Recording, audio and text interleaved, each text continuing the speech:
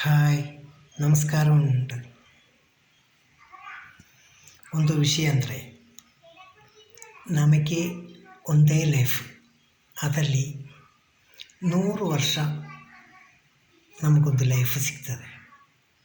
ಅದರಲ್ಲಿ ಒಂದು 50, 60, 70 ವಯಸ್ಸುವರೆಗೆ ಬದುಕಿದರೆ ಸಾಕು. ಏಕೆಂದರೆ 70 ವರ್ಷದಿಂದ ಮುಂದೆ ಬದುಕಿದರೆ ನಮಗೆ ತುಂಬ ಕಷ್ಟ ಬರ್ತದೆ, ತುಂಬ ಕಷ್ಟ ಅನುಭವಿಸಬೇಕಾಗ್ತದೆ. ಮಕ್ಕಳು ನೋಡೋದಿಲ್ಲ, ಯಾರು நம்மளை ನೋಡೋದಿಲ್ಲ, ನಮ್ಮ ಎಲ್ಲರಿಗೂ ಸಹ ನಮ್ಮನೆ ಬೇಡ ಅದಕ್ಕೆ ಆಗಿರ್ತದೆ. ಅದಕ್ಕೆ ಯಾರು ಮುಂದಕ್ಕೆ ಬರೋದಿಲ್ಲ. ನಾವು ಒಬ್ಬರೇ ಆಗಿ ಎಲ್ಲ ನೋವು ಸಹಿಸಿಕೊಂಡು ಬದುಕಬೇಕಾಗ್ತದೆ 70ದ ಮೇಲೆ. ಆದರೆ ಬದುಕಿರುವಾಗ ಎಲ್ಲರೂ ಸುಳ್ಳು ನಾಟಕ ಮಾಡ್ತಾರೆ. ಏಕೆಂದರೆ ತಂದೆ ತಾಯಿಯವರು ಮಕ್ಕಳ ಮೇಲೆ ಅವರದ್ದು ಲೈಫು ಫುಲ್ಲು ಅವರು ನೋಡ್ತಾ ಇರೋದು. ಅವರು ಕಣ್ಣು ಮುಚ್ಚಿದ ತನಕ ಮಕ್ಕಳ ನೋಡ್ತಾ ಇರೋದು. ಆದರೆ ಆ ಮಕ್ಕಳು ತಂದೆ ತಾಯಿಯವರನ್ನು ನೋಡೋದಿಲ್ಲ, ಯಾವತ್ತೂ ಕೂಡ ನೋಡೋದಿಲ್ಲ. 4 ಜನ ನಿಲ್ಲುವಾಗಲೇ ಎಲ್ಲವರ ಮುಂದೆ ಈ ಭಯಂಕರ ಹೊಗಳಿಕೆಗೋಸ್ಕರ ಮಾತಾಡ್ತಾರೆ. ಏಕೆಂದರೆ ನಾನು ನನ್ನ ತಂದೆ ತಾಯಿಯವರೇ ಒಳ್ಳೆ ರೀತಿಯಲ್ಲಿ ನೋಡಿಕೊಡ್ತಾರೆ, ಒಳ್ಳೆ ರೀತಿಯಲ್ಲಿ ಪ್ರೀತಿ ಮಾಡ್ತಾರೆ. ಅದೆಲ್ಲ ಸುಮ್ಮನೆ. ಏಕೆಂದರೆ ಎಲ್ಲರೂ ಸಹ ನಾಟಕ ಮಾಡೋದು ಅಷ್ಟೇ. ಅವರು ನಿಜ ಗೊತ್ತಾಗಬೇಕಾದ್ರೆ ಅವರ ಹತ್ರ ಹೋಗಿ ಹೇಳಿದರೂ ಕೂಡ ಅವರು ಎಂತ ಗೊತ್ತುಂಟ, ನಮ್ಮ ಮಗನದು ಮರ್ಯಾದೆ ಹೋಗಬೇಡ, ಅಲ್ಲ ನಮ್ಮ ಮಗಳದ್ದು ಮರ್ಯಾದೆ ಹೋಗಬೇಡ ನೆನೆಸಿಕೊಂಡು ಅವರು ಹೇಳ್ತಾರೆ, ನನ್ನ ಮಗ ಮತ್ತು ಮಗಳು ನಮ್ಮನ್ನು ಒಳ್ಳೆ ರೀತಿಯಲ್ಲಿ ನೋಡ್ಕೊಳ್ಳೋದು. ಅದವರ ಮರ್ಯಾದೆ ಪ್ರಶ್ನಕ್ಕೆ ಮಾತ್ರ. ನಿಜವಾಗಿ ಅವರ ಮನಸ್ಸು ಗೊತ್ತಾಗಿದರೆ ನಿಮಗೆ ಗೊತ್ತಾಗ್ತದೆ ಮಕ್ಕಳೆಲ್ಲ ನೋಡ್ತದೆ ಹೇಗೆ ಅಂತ. ತಂದೆ ತಾಯಿಯವ್ರಿಗೆ ಆಸ್ತಿ ಇದ್ದರೆ ಆದಷ್ಟು ಬೇಗ ತಂದೆ ತಾಯಿಯವರ ಹತ್ರ ಪೋಲಿಷ್ ಮಾಡಿ ಅದು ಎಲ್ಲ ಪಾಲು ಮಾಡಿ ಕೊಡಿ ಅಮ್ಮ, ಅಲ್ಲ ಪಪ್ಪ ಎಲ್ಲ ಪಾಲು ಮಾಡಿ ಕೊಟ್ಟು ಅವ್ರಿಗೆ ಅವರದೇ ಪಾಲುಗಳು ಸಿಕ್ಕಿದ ಮೇಲೆ ಅವರೊಂದು ಮದುವೆ ಆಗೋದ ತನಕ ಮಾತ್ರ ತಂದೆ ತಾಯಿಯವರದ್ದು ಪ್ರೀತಿ ಇರ್ತದೆ. ಮದುವೆ ಆದ ಮೇಲೆ ಆವತ್ತಿಂದ ಅವ್ರಿಗೆ ತಂದೆ ತಾಯಿಯವರು ಬೇಡ. ಎಲ್ಲ ಅವರ ಮುಂದೆ ಒಂದು ನಾಟಕ ಮಾಡ್ತಾರೆ. ಏಕೆಂದರೆ ತಂದೆ ತಾಯಿಯವರು ನಮ್ಮ ಜೀವ, ಅವರಿಲ್ಲಾದರೆ ನಾವು ಬದುಕೋದಿಲ್ಲ ಅಂಥದ್ದೆಲ್ಲ ಸುಳ್ಳು ನಾಟಕಗಳೆಲ್ಲ ಮಾತಾಡ್ತಾರೆ ಅವರು. ಅದು ಅವ್ರಿಗೆ ಬಿಟ್ಟದ್ದು. ಆದರೆ ನಿಜವಾಗಿ ನೀವು ತಂದೆ ತಾಯಿಯವರು ಬದುಕಿರುವ ತನಕ ನಿಮ್ಮ ಆಸ್ತಿಗಳು ನಿಮ್ಮ ಮಕ್ಕಳಿಗಾಗಿ ಪಾಲು ಮಾಡಿ ಕೊಡಬಾರ್ದು.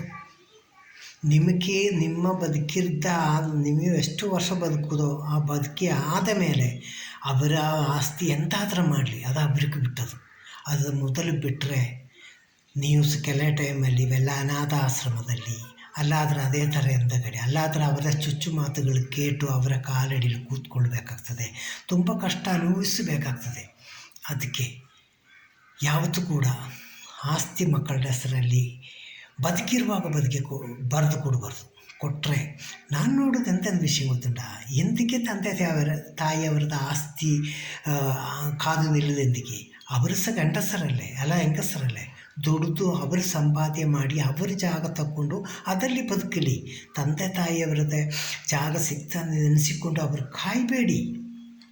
ಆದರೆ ಇಲ್ಲಿ ಎಷ್ಟೋ ಕಡೆ ಉಂಟು, ಯಾರು ಸಲ್ಲ ಮದುವೆ ಆದ ಕೂಡಲೇ ಆ ಮಗನಾಗಲಿ ತಾಯಿಯಾಗಲಿ ತಂದೆ ತಾಯಿಯವರ ಹತ್ರ ಮೇಲೆ ತುಂಬ ಪ್ರೀತಿ ಉಂಟಂದು ಹೇಳ್ತಾರಲ್ಲ, ಆ ಪ್ರೀತಿ ಇದ್ದ ಮಗಳ ಹತ್ರ ಹೇಳಿ ನೋಡು.